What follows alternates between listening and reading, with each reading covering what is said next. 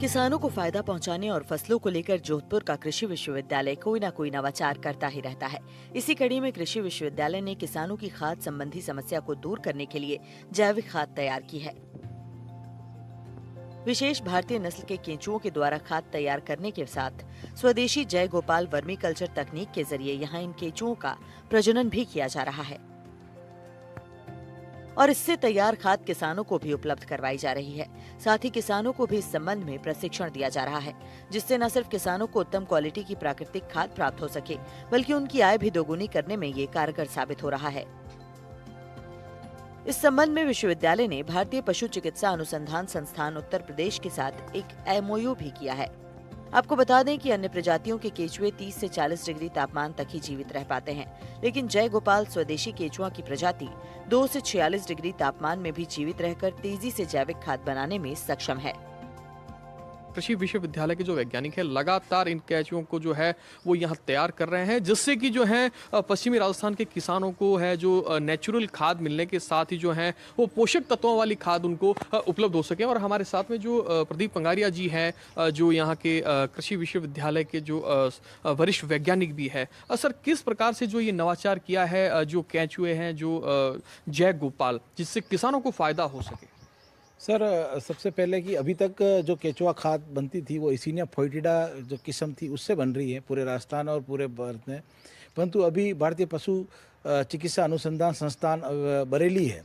उसने एक किस्म निकाली थी जय गोपाल, जो कि पूरे भारतवर्ष से केचुए करके और उनको सर्वे करके और उसमें सिलेक्शन करके एक किस्म निकाली। इसका जो सबसे बड़ा फ़ायदा है कि इसमें 46 डिग्री तापमान तक ये सहन कर सकती है और इनकी जो प्रजनन क्षमता है वो सबसे ज़्यादा है और 60 दिन इसका लाइफ साइकिल है। तो ये एक साल में बहुत सारा प्रजनन करके और ये जल्दी केचुए कर देती है। रोग प्रतिरोधक क्षमता इनमें ज़्यादा है। इनमें कोकीन जो है वो दूसरों में कोकीन अलग होता है और इनका कोकीन जो जीरे जैसा होता है उसमें से बच्चे निकलते हैं और जल्दी ये पैदा करके, और इसमें सबसे ज़्यादा प्रोटीन है, 69% के आसपास प्रोटीन है। तो इस तरह से इनका देखा जाए तो बहुत सारी गुणवत्ता को देखते हुए कृषि विश्वविद्यालय जोधपुर ने भारतीय पशु चिकित्सा अनुसंधान संस्थान के साथ एक MOU किया और MOU के आधार पर वहाँ से जो तकनीक है उसको लेके आए और हम इसको यहाँ पे ब्रीडिंग एस्पेक्ट से करके और इसको ज़्यादा से ज़्यादा रेप्लिकेट करने की कोशिश कर रहे हैं। और जितने भी हमारे KVKs हैं उनके माध्यम पर भी वहाँ पे भी यूनिट लगाई ताकि किसानों तक इसकी पहुँच जल्दी बन सके। और इसका जो सबसे बड़ा है कि भारत सरकार का एक प्राकृतिक खेती का जो चल रहा है मिशन, उसमें ये इसको सबसे बड़ा कंपोनेंट है। साथ ही जो स्वच्छता है, क्योंकि हम आने वाले समय में इसका ये भी करेंगे कि जो स्वच्छता मिशन चल रहा है पूरे भारत में, उसमें है कि जहाँ पे भी जो भी कोई खाद या जो भी कोई कचरा रहता है, कूड़ा कचरा प्लास्टिक को छोड़ के, उसको किस तरह से हम छोटा करके और इस केचुए ये जल्दी खा लेता है। इसकी फूडिंग हैबिट जो है वो मिट्टी के साथ साथ जो जितना भी दूसरी चीज़ें हैं उसको भी खाने की है। बाकी जो दूसरी प्रजाति उसको खाली गोबर ही खाता था, परंतु ये है कि दूसरी जो भी चीज़ें हैं, जो वेस्ट मटेरियल है, उसको भी ये जल्दी खा लेता है और खाद के रूप में परिवर्तित कर देता है। तो उन सब विशेषताओं को देखते हुए और भारत सरकार की जो महत्वाकांक्षी योजना है उन सब को देखते हुए हमने भी कृषि विश्वविद्यालय जोधपुर में इकाई स्थापित की है और इसको हम जल्दी करके और इसका ब्रीडिंग एस्पेक्ट भी शुरू कर रहे हैं और बाकी इसको टेक्नोलॉजी जो ट्रांसफ़र है उसको भी हम काम करके और जल्दी इसके बीच में आएंगे।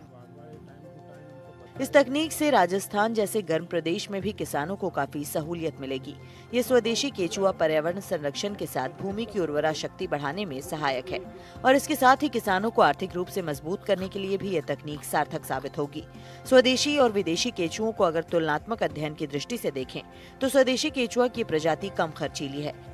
साथ ही भारतीय पशु चिकित्सा अनुसंधान संस्थान द्वारा विकसित तकनीकों में सर्वाधिक कारगर तकनीक है। तो वहीं जैविक खाद को तैयार करने में प्रयोग किए जाने वाले विदेशी केचुओं का जीवन कम होने से जमीन की उर्वरता जल्द खत्म हो जाती है।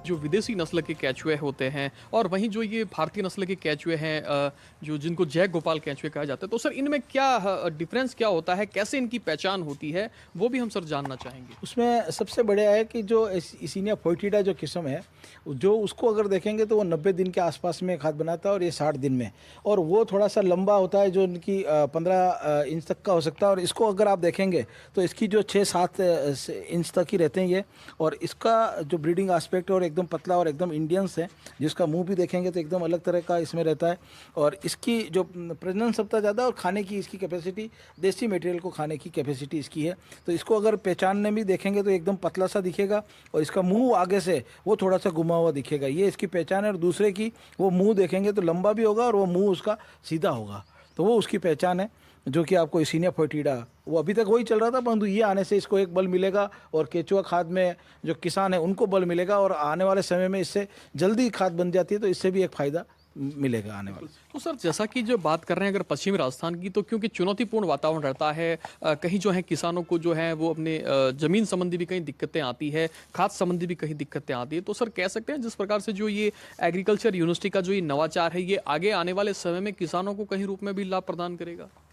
ये तो आवश्यक है कि जैसे ही आप देखेंगे कि जो टेम्परेचर जो अभी तक केचुए चल रहे थे वो 40 डिग्री तापमान तक चलते थे और उसको फिर विशेष प्रयास करने पड़ते थे बचाने के लिए, ये 46 डिग्री तापमान तक सहन कर सकते हैं। तो निस्संदेह जो अभी आने वाले समय में इनकी जो गुणवत्ता है वो बहुत ज़्यादा है और इसको देखते हुए इसको ज़्यादा ज़्यादा रेप्लिकेट करके किसानों की आय में जरूर इजाफा होगा और जो जैविक खेती की जो एक अवधारणा है, जो प्राकृतिक खेती की है, उसमें सबसे बड़ा फायदा इन केचुओं से आने वाले समय में मिलेगा, जो कि विश्वविद्यालय लगातार इसमें प्रयास रहते हैं। एनडीटीवी की टीम ने जोधपुर के कृषि विश्वविद्यालय में पहुंचकर केंचुआ खाद प्रजनन इकाई के बारे में जानकारी ली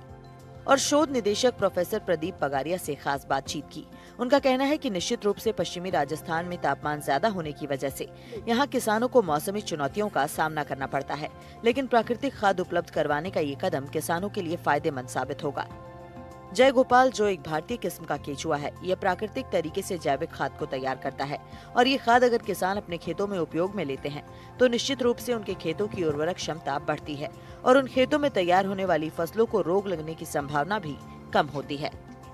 जहाँ ये जो नवाचार है, जहाँ देश के प्रधानमंत्री द्वारा भी जो नेचुरल खेती को अपनाने के लिए भी जो है वो अपील की जाती है, उसमें भी कहीं रूप में जो ये एग्रीकल्चर यूनिवर्सिटी की ये पहल है, जो कैचुओं को यहाँ तैयार किया जा रहा है, और उसकी विशेषता ये भी है जो विदेशी नस्ल के कैचुए जो 3 माह में जो खाद बनाते हैं, तो वहीं जो ये जय गोपाल जो स्वदेशी नस्ल के कैचुए हैं, ये 2 माह में ही जो है वो उसी खाद बनाने में जो है वो सक्षम है। और इसके अलावा क्योंकि जोधपुर, मारवाड़, थार का क्षेत्र है, यहाँ अत्यधिक गर्मी रहती है और 46 डिग्री के तापमान में भी जो चुनौतीपूर्ण तापमान है, उसमें भी जो है ये नेचुरल जैविक खाद बनाने में जो है वो सक्षम है। जहाँ कह सकते हैं आगे आने वाले समय में एग्रीकल्चर यूनिवर्सिटी की ये पहल न सिर्फ किसानों के लिए एक वरदान साबित होगी, बल्कि विकसित भारत की परिकल्पना को भी सिद्ध करने के उद्देश्य से और किसानों की आय को दुगनी करने के उद्देश्य से भी धरातल पर कहीं रूप में सार्थक साबित होगी। जोधपुर से एनडीटीवी के लिए मुकुल परिहार।